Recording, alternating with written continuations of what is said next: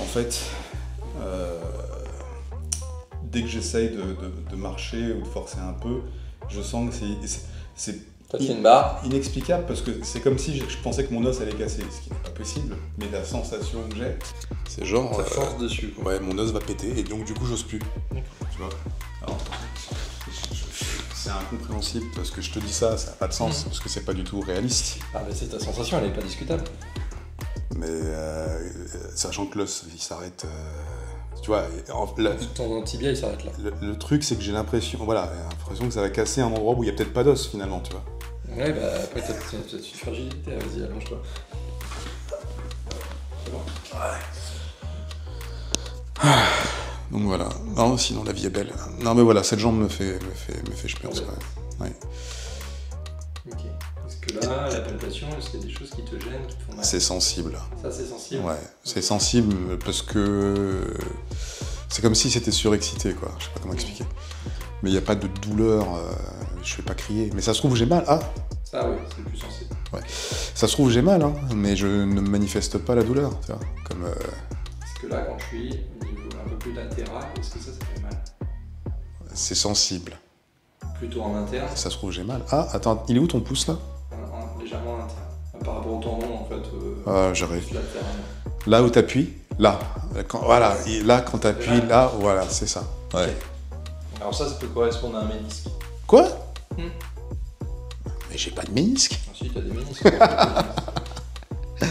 Oh, t'as des ménisques. Ça permet de faire bouger le genou correctement. C'est peut-être ça d'ailleurs qui t'embête. C'est pas grave, ça peut arriver. On va voir. Ouais, mais du coup, ouais, j'ose plus. Tu sais, quand le truc il arrive, enfin la douleur arrive, la sensation arrive, je sais pas ce que c'est en fait. Et ben ça inhibe mon. Ah, ouais, voilà. Ça fait ça à peu près. Du coup, ça inhibe ce que je fais, quoi. D'accord. Tu vois, là, je suis en train de te parler, bah, ça m'a coupé. Ok. Et donc, quand je suis en train de marcher, bah, ça me coupe. Alors, on va voir si ça. Putain ça y de est. merde. C'est peut-être moins, tu vas me dire. C'est vrai. C'est mieux. C'est mieux, ça fait mal, mais Oui. je vais pas crier, quoi. T'as la corne méniscale en fait du ménisque interne en fait, qui a une tendance à partir un peu en avant et à déborder en fait de l'interligne. Ça arrive.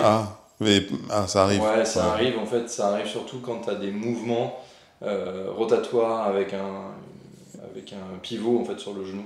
Que je fais tout Là, le temps. en fait, ouais, comme tu as une moins bonne Ouais. musculature, en fait, tes articulations elles subissent un peu plus violemment.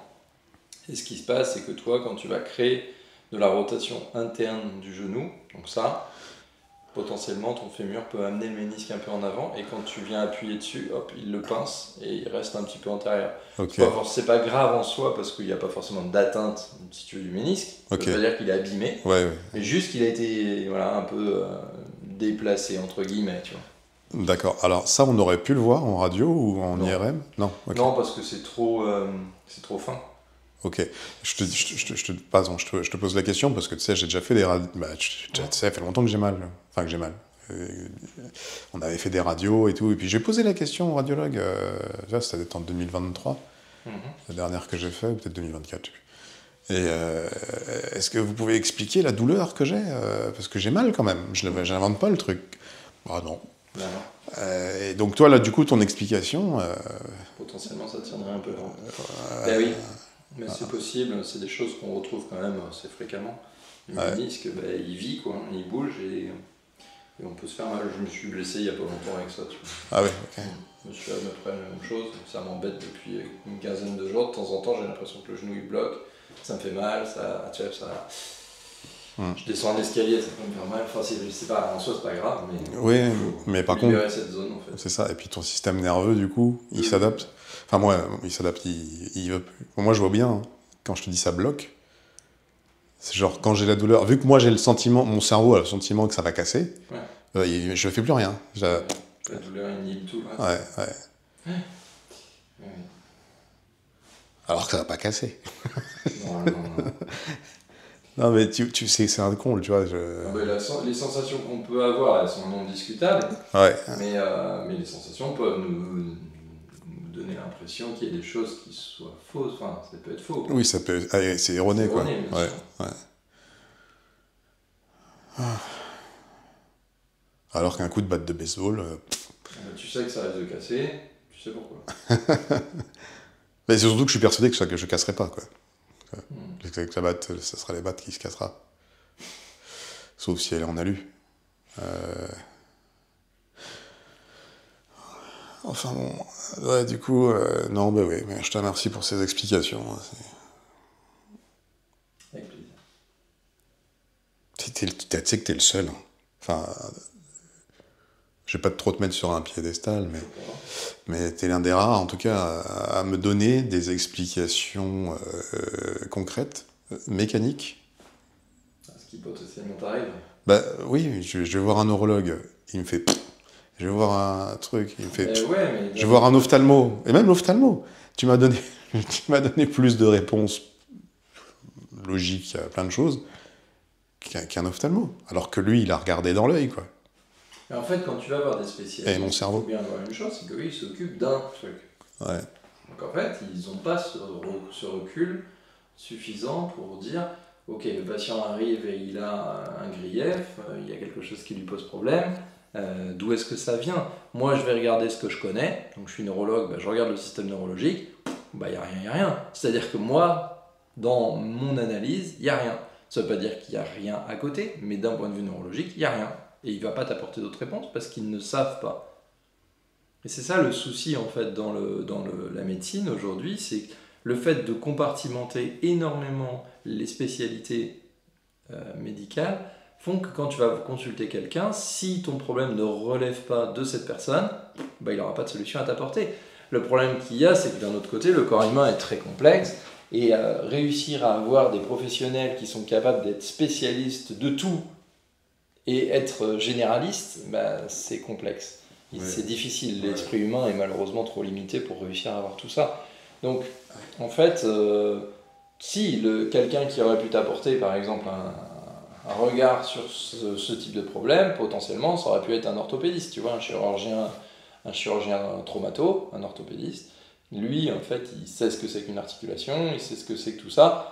Donc, avec 2-3 tests, il aurait pu te dire, effectivement, bon, là, quand on met en compression la corde du ménisque interne, la corde antérieure, pardon, bah, là, il y a quelque chose qui montre qu'elle est en souffrance. Ça ne veut pas dire qu'elle est abîmée, mais elle est en souffrance.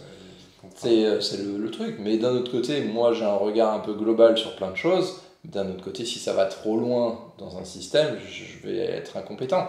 C'est-à-dire que la neurologie, j'ai une grosse base de scientifique là-dessus, mais je ne serai pas aussi pointu qu'un neurologue. Lui, il connaît mieux que moi, enfin, il faut être honnête. Alors, j'entends ce que tu dis, hein, bien évidemment, tu as totalement raison. Mais... Et parce que ce que moi j'ai rencontré, je me demande si même moi-même, en tant que patient, alors c'est terrible ce que je vais te dire là, j'ai pas plus de compétences que ceux que j'ai rencontrés. Hein. Alors soit ils font de la rétention d'informations face à moi, ce qui me donne le sentiment qu'ils y connaissent rien, tu sais.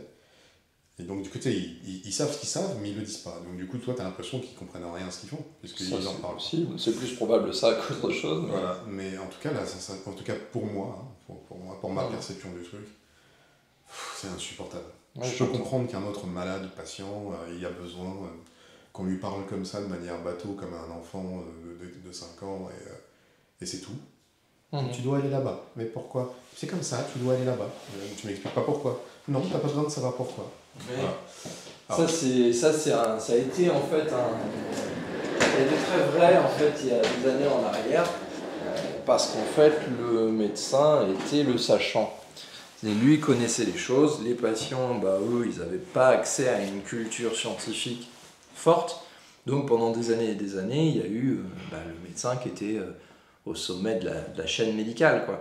Et le patient disait oui et il acceptait tout, et voilà. Et depuis les années 2000 où Internet est arrivé, les patients ont commencé à avoir accès en fait à tout un tas de données.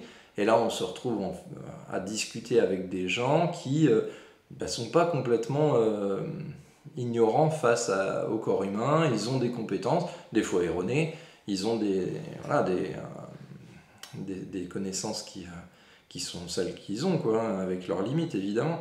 Mais du coup, il faut aussi que les professionnels de santé réussissent à avoir une modification en fait de leur approche en fait du patient. Et ça, bah, pour certains, c'est compliqué parce qu'en fait, c'est tellement plus facile de, de vomir des connaissances sur un patient qui dit oui et qui ne discute pas. Mais pour autant, c'est pas comme ça qu'on obtient l'adhésion du patient et c'est pas comme ça qu'on obtient les meilleurs résultats. Donc aujourd'hui, tu as quand même un changement de paradigme face à ça, avec tout un pan de profession, y compris médicale, hein, qui intègre complètement les patients en fait, dans leur traitement et qui vont qui vont faire en sorte que les patients comprennent, que les patients soient partie prenante en fait, de leur traitement pour optimiser en fait, les résultats. On a aujourd'hui des cohortes de patients en fait, dans certains domaines qu'on appelle des patients experts qui connaissent en fait, clairement leur pathologie. Alors ça s'arrête à leur pathologie évidemment. Il y en a qui vont pousser un peu plus loin sur de la connaissance générale médicale, mais globalement ils sont très pointus en fait, sur leur domaine. Par exemple, j'entends des pathologies comme la sclérose en plaques, des pathologies comme des troubles cardio, enfin voilà, ils apprennent tout un tas de choses pour être capables de gérer au mieux leur pathologie. Et c'est vrai que ce qu'on peut remarquer, c'est que les patients qui comprennent les choses, qui savent pourquoi on leur dit de faire ça ou ça et qui ont bien pris conscience de l'intérêt pour eux, ben, ils vont être beaucoup plus regardants sur leur traitement et ils vont être acteurs. Et quand on est acteur, déjà ça va être intéressant tout simplement parce que tu vas pouvoir te dire ben en fait je suis pas en train de subir quoi ma pathologie, je fais partie de la solution. Et ça, psychologiquement parlant, c'est intéressant. C'est super ce que tu viens de dire parce que c'est quelque chose que j'aurais aimé observer plus tôt dans l'histoire de ma maladie. Mais alors, du coup, vu que là, en ce moment, comme tu sais, mon histoire, elle est un peu bizarre. Le fait que je recommence à côtoyer certaines spécialités m'a dit non, faut que j'arrête. Mais en effet, si ça avance, si ça évolue comme tu viens de l'évoquer, bah, ça sera plutôt bénéfique. Alors, ça commence depuis des années. Hein. C'est comme ça qu'est né ce qu'on appelle l'éducation thérapeutique des patients, en fait. L'éducation thérapeutique, c'est un mot que j'aime pas trop parce qu'en fait, dans éducation thérapeutique, en fait, on a l'impression que on va apprendre à être des bons patients aux gens et en fait, c'est pas ça. Hein. C'est pas du tout ça. L'éducation thérapeutique, c'est justement d'accompagner le patient dans la compréhension des choses et dans l'acceptation en fait de la mise en place d'un traitement qui n'est pas forcément le traitement que le médecin veut mettre en place. C'est-à-dire qu'en fait on va évoluer ensemble. Exemple, un patient qui a du diabète, d'un point de vue théorique, on sait très bien que le patient, il va falloir qu'il limite les sucres, qu'il va falloir limiter les gluten et ainsi de suite pour éviter d'avoir des pics de glycémie. Et pour autant, le patient, peut-être que lui, il n'est pas prêt à faire tous ces sacrifices d'un coup, même si c'est délétère pour sa santé. Donc il va falloir dire au patient, on va discuter avec lui de manière à lui faire prendre conscience des choses et lui demander, qu'est-ce que vous êtes capable de mettre en place aujourd'hui sans que ça vous pèse plus que ça pour améliorer votre santé. Et le patient va peut-être dire moi, les pâtes je peux m'en passer par exemple, donc je supprime les gluten. Ou je les supprime, j'en mange tous les jours, je vais passer à 2 fois par semaine. Ouais. On sait que c'est pas suffisant, mais on sait que si le patient verbalise ça, il va être capable d'avancer en fait vers quelque chose de mieux. Alors que si on lui dit vous arrêtez les gluten et vous en mangez plus du tout, on sait très bien que là le choc est tellement brutal qu'en fait on aura une force d'opposition qui va se mettre en place et pour le coup le patient il va peut-être le faire pendant 15 jours et au bout de 15 jours, rien à foutre, il va revenir dans ce travers complet. Et au final on aura eu l'impression de faire un pas en avant et en fait on va en faire 1 ou 2 en arrière parce que le patient il sera encore plus hermétique la fois suivante. Ouais. Donc l'idée c'est vraiment d'accompagner le patient progressivement à son rythme. Alors il faut essayer en fait que nous aussi en tant que professionnels on mette de l'eau dans notre vin et dire il faut accepter que le patient il puisse pas mettre tout en place d'un coup. Donc on fait ça, et puis quand on le reverra dans 15 jours, 3 semaines, un mois, enfin ça dépend des pathologies, dire voilà, alors monsieur machin, comment ça se passe, ce dont on avait discuté, est-ce que vous avez réussi à le mettre en place? Oh oui, j'ai réussi, voilà, j'ai supprimé les gluten, donc comme j'avais dit, j'en mange pas plus de 2 fois par semaine, ok, et aujourd'hui, qu'est-ce que vous êtes capable de faire évoluer là-dessus? Oh voilà, franchement, je pense que je suis capable de les supprimer complètement. Ok, super, et écoutez, on va faire ça, et puis on se revoit dans un mois, et on refait le bilan, et ainsi de suite. Et progressivement, comme le patient fait le choix, finalement, d'aller vers cette décision et cette mise en place de traitement, il est partie prenante, et c'est beaucoup plus facile, en fait, pour avancer. Ouais, t'as super bien résumé le truc. Là, je manque d'arguments pour pouvoir poursuivre tellement t'as tout dit en fait. Ouais, non, c'est clair. C'est hyper intéressant ça, et ça se met de plus en plus en place. On trouve aujourd'hui des écoles, alors moi je peux te parler des écoles de kiné, ça c'est sûr, où ils vont avoir des modules comme ça justement d'éducation thérapeutique. Donc ils vont être formés à ça. Alors ça ne veut pas dire que tous les professionnels font ça, parce qu'en fait tout le monde n'a pas développé la même empathie, la même capacité en fait de résilience face à un patient qui ne va pas accepter ou ne va pas faire tout ce qu'on lui demande. Et ça, il y en a qui ont du mal à l'accepter, mais pourtant c'est une connerie, bien évidemment. C'est pas... Même s'ils l'ont entendu, ils vont avoir du mal à le mettre en place, parce que on a tellement... Alors, il y a ça aussi, c'est-à-dire que la jeunesse peut aussi engendrer ça. C'est-à-dire, soit tu es jeune et tu as tellement envie d'accompagner ton patient pour qu'il aille au plus vite vers quelque chose qui va le soigner, et plus en fait tu vas mettre la pression parce que toi tu as envie. Alors oui, certes, c'est super d'avoir envie en tant que professionnel, c'est tout à ton honneur, parce qu'en fait tu te bats pour le patient. Mais sauf qu'en fait, il ne faut pas oublier que le patient, lui, il n'a peut-être pas ce même rythme. Et ça, donc des fois, en tant que jeune, ça peut être difficile de dire, oui, il faut accepter que le patient, il ne soit pas en mesure de mettre en place tout ce que tu lui demandes de faire. Ouais. Mais c'est pas facile, parce que quand on est jeune, voilà, tu as 23, 24 ans, tu as envie t'as envie de ton patient, il reparte en courant, quoi. Enfin, tu veux les résultats tout de suite. C'est ça. Et pour le patient, pour toi, enfin, voilà. Et puis, à contrario, tu as aussi les anciens médecins qui, eux, ils ont été formatés d'une certaine manière. Alors là, là c'est compliqué. Putain, j'ai l'image du vieux médecin avec son cigare, mais c'est pas possible, mais assis dans un petit fauteuil en cuir qui se repose sur ses lauriers. Il n'y a plus rien à apprendre. Bon, il y a à la fois la sagesse du temps, de l'expérience qui est là, et à la fois le côté, c'est bon, j'ai fait mon temps, j'ai tout appris, je connais le truc, quoi. Tu vois, je vais te raconter une anecdote sur le secteur. Donc ici, tu n'es pas sans observer qu'on est quand même dans une commune rurale. Donc en fait, l'évolution en fait justement des connaissances médicales et de l'intérêt des patients en fait pour la santé, ça va pas aussi vite que dans les grandes villes. Et quand je me suis installé sur le secteur, j'ai une collègue qui s'est installée aussi, et elle a rencontré un médecin, et le médecin lui a dit tu vas voir, ce qui est chouette ici, c'est que les patients obéissent. Oh, putain. Et ça, c'est terrible, parce qu'en fait, c'est exactement ce que je décrivais tout à l'heure. Ouais. T'as le médecin, en fait, lui, il est content tant que les patients lui disent oui, docteur, merci, docteur, au revoir, docteur. Voilà. Et puis bon, c'est comme ça qu'il fonctionne. Je trouve ça dommage et triste, mais bon, c'est des médecins à l'ancienne. Ils attendent qu'une chose, c'est que le patient soit observant. Ouais. Donc il y en a encore. Il y en a encore, non mais c'est sûr, je suis tombé dessus. De toute façon, moi, dès que je tombe... quand je faisais mes recherches de médecin, parce que tu sais, quand tu changes de région, t'es censé retrouver un autre protagoniste, j'allais dire, un autre interlocuteur. En plus, qui me sert à rien, moi concrètement, à part faire le lien avec la sécurité sociale. C'est vrai que je réfléchis. J'ai pas eu beaucoup d'intérêt, en fait, mis à part pour les ordonnances. Bon, bref, pardon. Non, mais c'est ça. Du coup, tu cherches quelqu'un, tu cherches un interlocuteur avec qui, t'es compatible, quoi. plus ou moins. Mhm.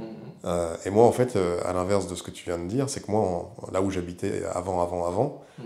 j'avais tendance à donner des ordres au médecin. C'est pas beaucoup mieux. Voilà, c'est-à-dire que c'est vraiment l'inverse, c'est-à-dire que c'était pas le médecin qui me disait des trucs et que je disais oui, oui, c'était moi qui, à chaque fois que je trouvais je trouvais un médecin qui devait faire ce que je lui demande Mhm. par rapport à ce que je sais de moi, de mon corps, de mon vécu, de ce qui me fait du bien, Mhm. et des ordonnances, des choses nécessaires, quoi. Et c'est vrai que quand je suis arrivé ici, T'as pas eu ça. j'ai toujours pas eu ça d'ailleurs.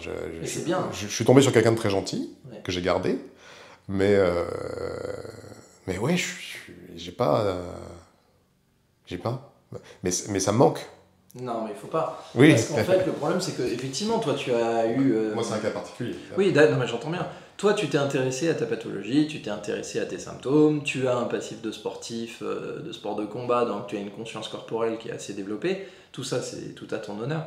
Mais d'un autre côté, tu as aussi, chez les professionnels, en fait, des choses que eux ont appris, expérimenté, qui peuvent, en fait, des fois te dépasser parce que tu n'as pas le contexte global. Ouais. C'est-à-dire que toi, tu n'as pas forcément le recul. C'est difficile en tant que patient d'avoir un regard vraiment objectif sur soi-même. On a nos prismes au travers duquel on regarde notre propre état de santé. Ouais. Mais il y a des fois où on ne voit pas tout. Et ça peut être intéressant d'avoir quelqu'un en face qui soit capable de dire j'entends bien tout ce que tu dis, mais là, tu te fourvoies en fait. C'est-à-dire qu'il y a d'autres éléments que tu ne prends pas en compte, d'autres organes, d'autres choses. Et pour le coup, je ne pense pas qu'il faille aller dans ce sens. Ou cet examen complémentaire que tu es en train de demander, je suis pas persuadé qu'il soit pertinent maintenant. Peut-être que ça le sera plus tard, mais pas aujourd'hui. Enfin, ils ont aussi, faut reconnaître que voilà, ils sont compétents. Ils ont des connaissances qu'on n'a pas. Enfin, moi, il y a certaines connaissances que je n'ai pas et que les médecins ont. Et voilà, j'ai pas fait les mêmes études, donc je vais leur laisser ça.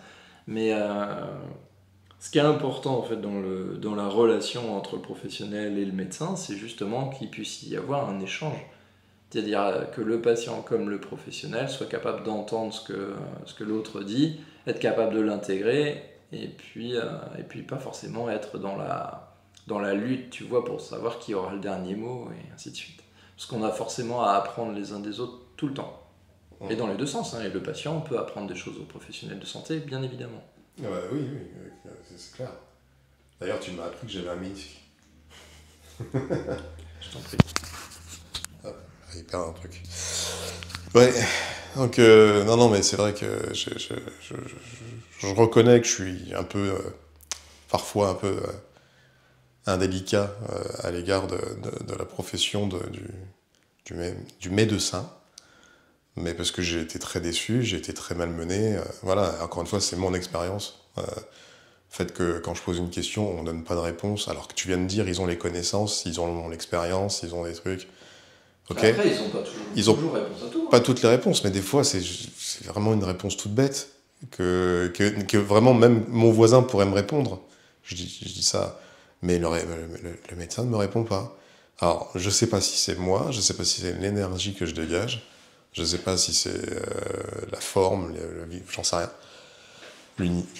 Bref, mais en tout cas, oui, j'ai été beaucoup, trop souvent confronté à des gens de la profession qui, normalement, ont la réponse à la question que je viens poser, mais qui ne me répondent pas.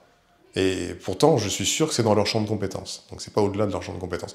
Quand c'est au-delà de leur champ de compétences et qu'ils me disent ça, c'est hors de mon champ de compétences, je l'accepte. Je dis ok, pas de problème. Mais au moins, la personne l'a verbalisé, mon cerveau l'a entendu. Enfin, voilà, c'est bien. Après, il peut y avoir tellement de réponses parfois que c'est compliqué de donner une réponse affirmative. Après, il n'y a pas de question exacte. Ouais, non, mais je parle en vague. Et après, il peut y avoir aussi des questions qui sont posées où potentiellement la réponse qui va être apportée, si ce n'est satisfaire en fait la curiosité du patient, ça n'aura pas forcément un effet positif. C'est-à-dire que des fois... Si jamais un patient te pose une question et que tu lui réponds, bah oui, mais là, vous avez, par exemple, vous êtes en train de développer, je prends un exemple complètement anodin, qui n'a aucun lien avec toi, vous êtes en train de développer une algoneurodystrophie, Le patient il fait oula, c'est un gros mot ça, qu'est-ce que c'est que ce truc? Et que là on lui explique un petit peu ce qu'il en est, alors qu'on sait qu'en parallèle de ça, cette pathologie elle va avoir un pendant psychologique, c'est-à-dire que si jamais le patient commence à s'inquiéter davantage, en fait il va faire flamber son problème, tu vois.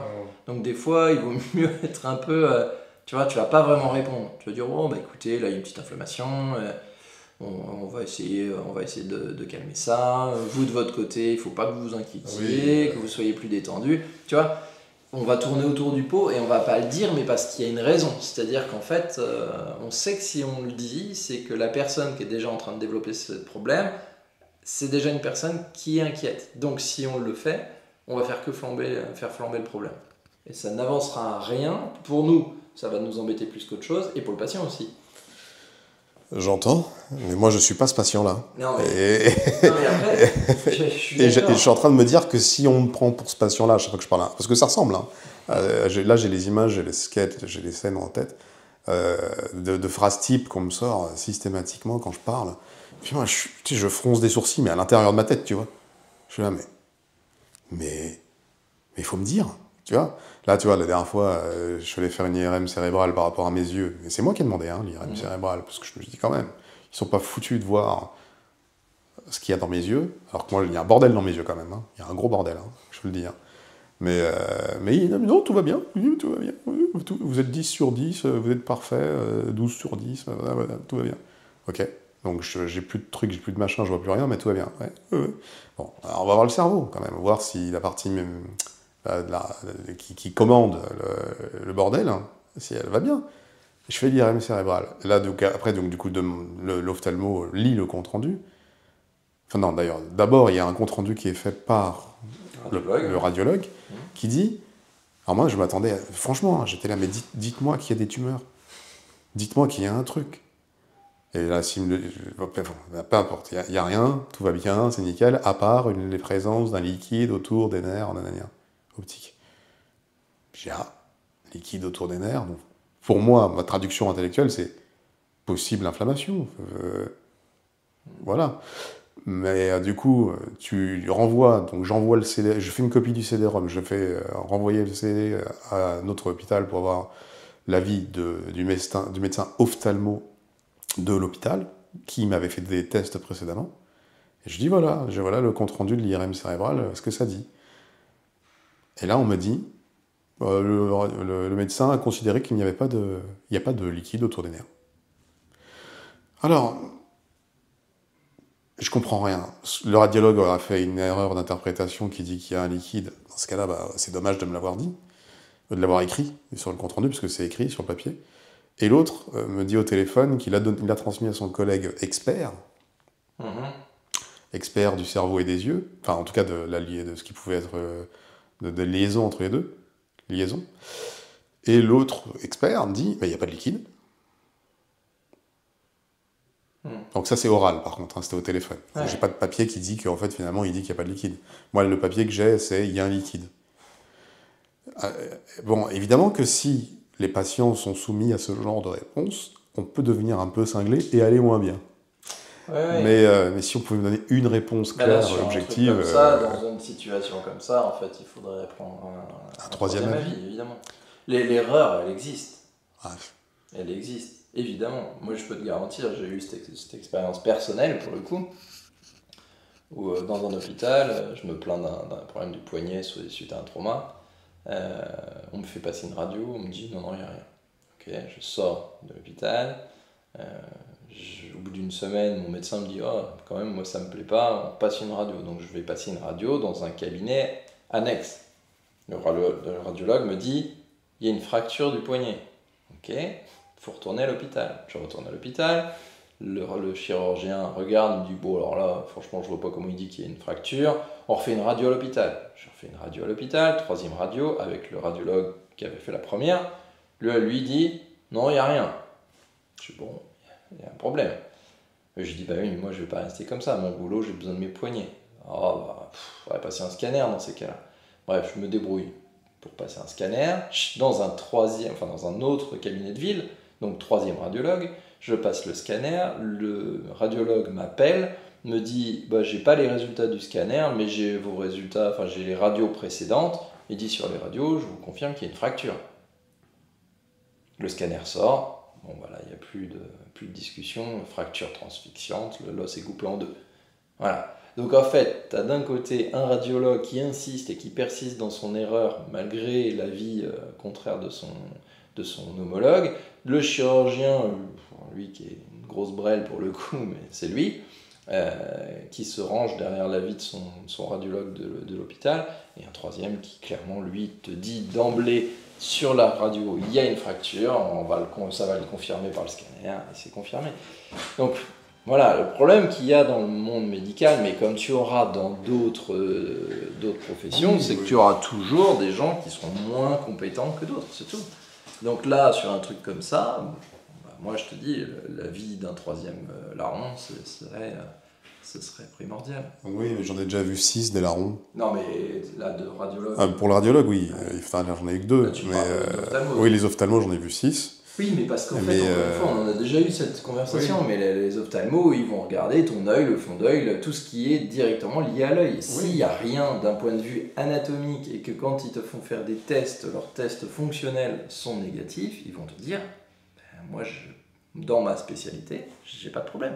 Ouais. Toi, tu as effectivement un symptôme, eux, ils sont incapables de le gérer. Donc, voilà, tu as fait ensuite ton IRM cérébral, là, tu as 2 avis. Malheureusement, ils sont complètement opposés l'un à l'autre. Dans l'idéal, c'est de reprendre un troisième avis. Ouais. Dire, voilà, qu'est-ce que vous voyez ? Est-ce que vous voyez quelque chose ou non ? Oui, mais du coup, je prends un avis de qui ? Parce que si l'ophtalmo, il n'a pas foutu de lire ce qui se passe... Non, mais l'ophtalmo, lui, il peut rien faire là-dessus. C'est pas leur spécialité. Là, c'est un neuro. Mais oui, mais... C'est un neurologue. Sauf que le neurologue, quand je vais aller le voir, et je vais lui dire, j'ai un problème de vue, il va me dire, allez voir un ophtalmo. Non, mais je vois le sketch. Hein. Non, mais il faut vraiment que... ça. Là, c'est dire, faut vraiment que j'y aille. Je suis allé consulter des ophtalmos qui n'ont rien vu au niveau de mon système oculaire. J'ai fait un scanner, j'ai fait une IRM, voilà l'IRM, et voilà, je viens vous voir parce que j'aimerais avoir une lecture de cette IRM. Est-ce que vous voyez quelque chose ? Et là, le mec, il va dire, oui ou non. Et dire, voilà, et je vous demande ça tout simplement parce que j'ai eu un avis où on me disait que potentiellement il y avait une présence liquidienne périnerveuse. Et le gars il va te dire, écoutez, oui, moi je vois quelque chose, ou alors non, écoutez, c'est pas possible, là il n'y a pas quoi. Ouais. Ah mais c'est super bien dit, hein, comme ça, c'est tout mignon. C'est tout gentil. C'est juste que j'ai plus je suis fatigué de tout faire. Ça, je l'entends, hein, mais malheureusement. Faudrait, parce que déjà pour trouver, il faudrait que je retourne au CHU, idéalement, mais s'il y en avait un là, si j'avais mon voisin qui était neurologue, et je lui disais, oh, tu peux pas me répondre une question, mais me répondre, pas me prendre pour un con, réponds.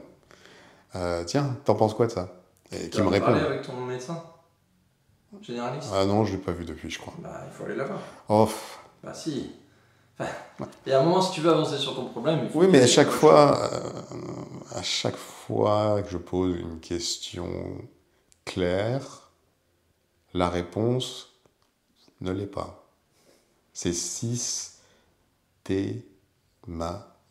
Alors, je ne mets pas en doute les compétences de qui que ce soit là-dedans. Hein. Je sais pas, je comprends rien. Là, de toute façon, sur des images comme ça, c'est forcément soit un neurologue, soit un radiologue qui pourra lire ça. C'est pas un ophtalmo. C'est pas leur domaine. Tu peux en avoir dans l'eau, peut-être qu'ils savent le faire, mais je parierais pas là-dessus. Donc là, pour moi, c'est vraiment soit un radiologue qui a une habitude en fait, de faire passer des IRM cérébrales et de faire des lectures de ce système, ou alors c'est un neurologue, et là... Ouais, s'il y avait une tumeur, ça aurait été plus simple. Ah oui, non mais t'as pas de tumeur, tant mieux. Non, mais ça aurait été plus simple. Au moins, j'aurais une réponse. Oui. Alors, c'est bon ? Ouais, ok, combien ? 2-3 mois ? Bof, t'inquiète. Ça va durer 15 ans, de toute façon, cette histoire. Ouais. Non, mais oui, j'entends tout ce que tu dis. Hein. C'est beaucoup plus... comment dire c'est plus entendable ce que tu racontes, c'est ce que je pense, mais d'ailleurs, vaut mieux pas que je dise ce que je pense, mais oui, tu as raison, tu as totalement raison. Mais je suis juste épuisé, comme tu le sais, Fatigué, ça je j'entends, suis juste ça se épuisé. comprend. Évidemment, ça se comprend. 4323 personnes à qui je parle, 223 avis différents, aucune réponse. Alors, ça, moi, tu vois, si tu m'emmènes ta voiture, d'ailleurs, je suis un super. Bon, on pourrait faire le. Tu me disais que ça existe dans tous les domaines, mais oui, t'emmènes ta voiture à un garage, bah non, il n'y a rien. Et l'autre, bah non, c'est peut-être les disques de frein qui est voilé. Et l'autre, bah non, c'est la plaquette. Bon, bah, finalement, tu mènes la voiture à moi. Moi, en 10 minutes, je t'ai trouvé le truc. C'était une rotule de direction, plus la rotule inférieure de suspension, plus, en effet, le disque est voilé, donc le tout fait trembler le bordel. Donc il faudra changer les trois éléments. Mais moi, je le vois tout de suite et je le dis. Je dis pas oui, parce qu'en fait, possiblement. Non, je te dis concrètement, ça, plus ça, tu le changes et tu verras, ça ira mieux. Voilà. Après, voilà, c'est moi, je fonctionne Après, comme ça. c'est de la Hein. mécanique. La mécanique, ça reste quelque chose qui est quand même beaucoup plus simple. C'est plus facile, bien sûr, mais.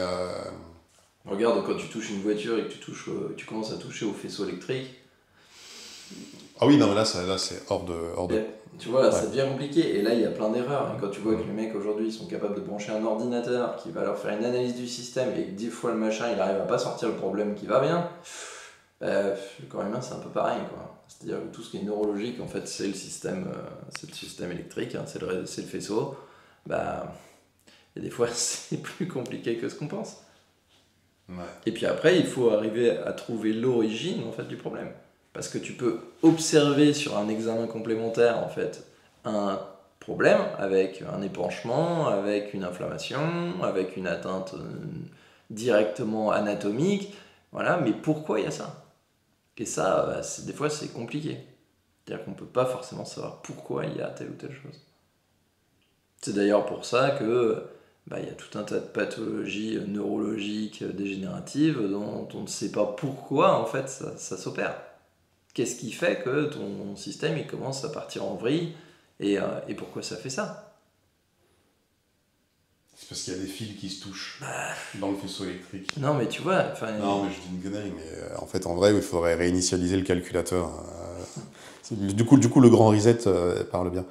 Mais c'est vrai que quand tu as un défaut sur une voiture, même si je reparle de mécanique, évidemment, c'est pas comparé avec le corps humain réellement, mais moi je le vois par exemple avec mes anciennes voitures, qui ont quand même des gestions électroniques, avec un calculateur, un ordinateur qui contrôle tout un tas de paramètres de la voiture. Bah, quand tu as un problème sur une diode ou une lampe, un code d'erreur, des défauts qui reste là, et pourtant tu as changé la pièce, et bah, il suffit, en tout cas je le faisais sur mes voitures, de réinitialiser le calculateur, et de le remettre à zéro en version native, quoi. Bah, tous les défauts disparaissent. Et on repart à zéro. Et le moteur fonctionne bien, il tourne correctement, tout marche. Donc évidemment, c'est pas comparable totalement au corps humain, mais bien que dans la trame principale, je me dis que faire une réinitialisation complète d'un tas de systèmes, même si en vrai c'est pas possible, bah, ça serait un bon moyen de supprimer les défaillances qu'on comprend pas, quoi. Comme par exemple là, ce que j'ai à tel endroit, on sait pas d'où ça vient. Bon bah si on réinitialise tout, voilà. Oui, après ça c'est valable à partir du moment où tu peux aussi avoir un accès en fait au code source. Ouais. Dans le corps humain, l'appareil génétique, c'est lui qui nous dirige. Le problème qu'il y a, c'est quand tu as des systèmes où tu as des cellules en fait qui ont été altérées et que le code génétique, ou du moins la transcription du code génétique, elle est perturbée, bah, tu te retrouves avec un système qui part en cacahuète. C'est terrible ça. Et aujourd'hui, mis à part réellement des interventions directement génomiques, c'est compliqué de faire un espèce de reset comme tu l'évoques. Tu as des choses sur lesquelles évidemment tu peux le faire. Par exemple, tu en parles bien et je pense que ça, ce système, tu le gères bien, mais tout ce qui est système intestinal, ça c'est hyper intéressant de pouvoir faire une table rase sur le système microbiotique et puis de repartir avec quelque chose de plus sain. Ouais. Ça c'est évident et tu as raison là-dessus, je te rejoins complètement. Après il y a d'autres choses malheureusement, tout ce qui est neuro, pour l'instant on sait pas faire quoi. Tu sais que tu peux avoir des influences par certains systèmes, par le système digestif, par exemple, mais par contre tu n'auras pas une atteinte de tout quoi, c'est pas possible. Tu pourras pas toucher tout grâce au système microbiotique. Aujourd'hui, bah non, on est vraiment plus sur la recherche fondamentale avec les dernières capacités de, de génétique pour réussir à changer des messages d'ADN.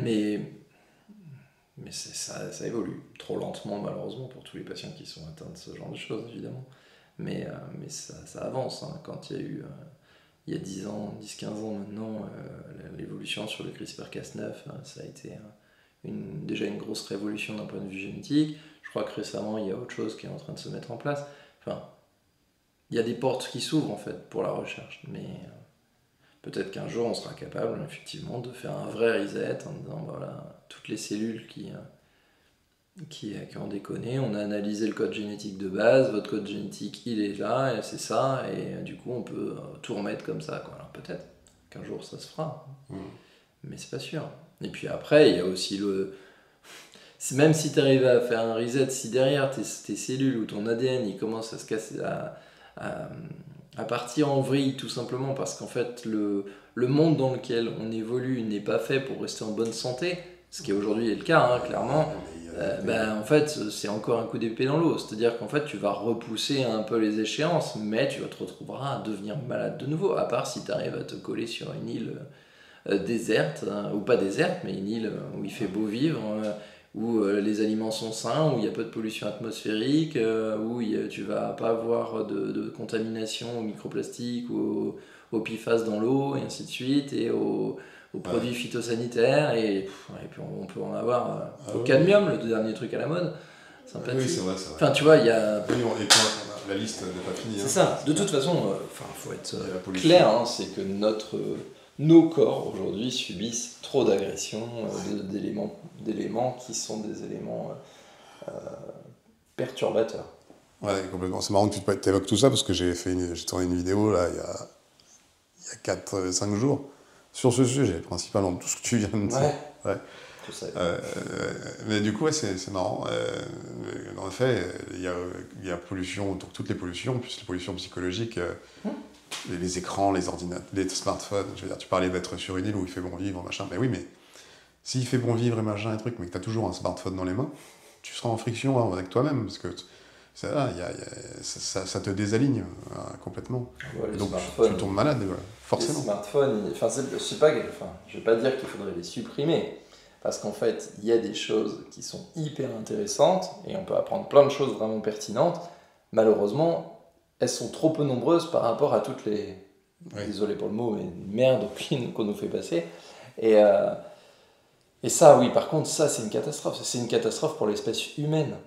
Là, récemment, il y a eu des recherches qui ont été faites, il y a des réponses qui ont été données, en fait, à pourquoi on a autant de gamins, par exemple, qui commencent à partir en vrille.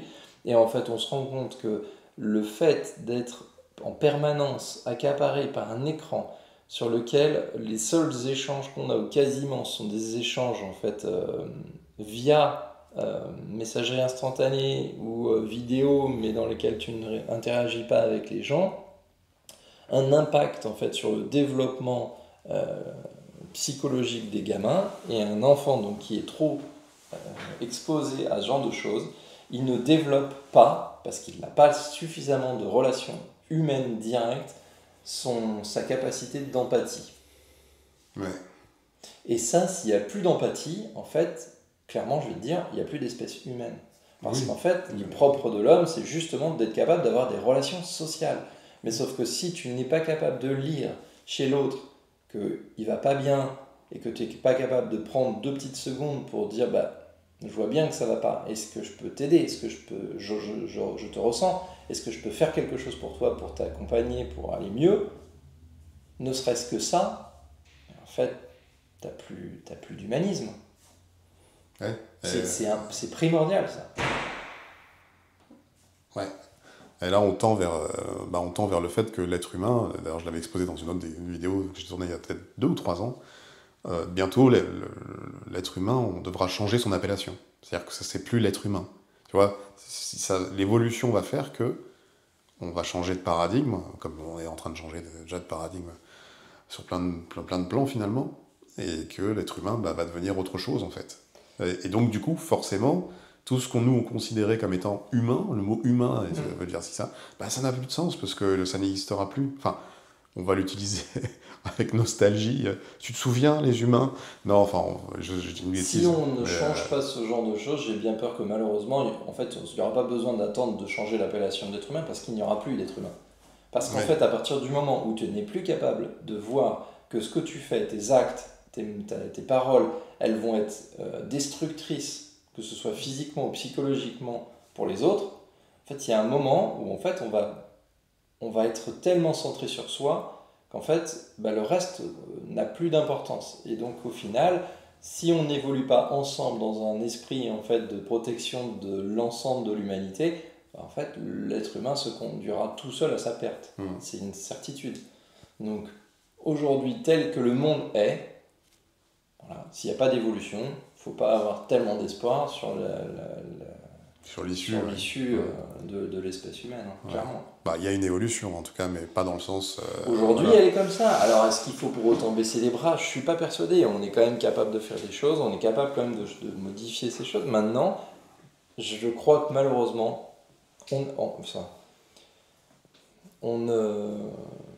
l'être humain n'apprend que par expérience. C'est-à-dire qu'en fait, en tant que parent, par exemple, tu peux expliquer à tes gamins qu'ils ne devraient pas faire ça ou qu'ils devraient plus faire ça parce que ce sera plus efficace pour eux.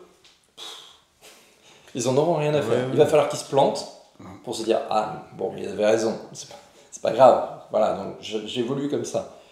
Maintenant, le problème, c'est que voilà, si l'être humain est comme ça, il l'apprend comme ça, il va falloir qu'il se mette la tête dedans pour dire « Merde. » Le risque, c'est de se dire, quand il va se rendre compte qu'en fait, nos capacités d'évolution, ou du moins d'adaptation à notre environnement, il est possible ou pas possible. S'il n'est pas possible, malheureusement, ce sera une disparition de masse de l'espèce. Si par contre, on arrive à se mettre la tête dedans et on dit, là, ça ne le fait pas vraiment, là, on ne peut pas continuer comme ça, parce que là, c'est notre espérance de vie d'espèce qui est menacée et qu'on peut changer les choses pour s'adapter, peut-être qu'il y aura des choses qui se font. Mais ça, on ne le sait pas et c'est pas nous qui le verrons. Nous, on va voir des choses qui ne seront pas cool. Oui, c'est marrant parce que cette génération, en fait, j'ai l'impression qu'on a fait que ça, presque, voir des choses qui ne sont pas cool. On est vraiment, je sais pas.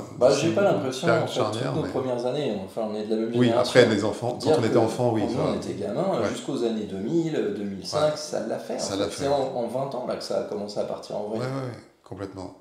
Et là, aujourd'hui, on est vraiment rendu, à mon sens, très très bas quand même.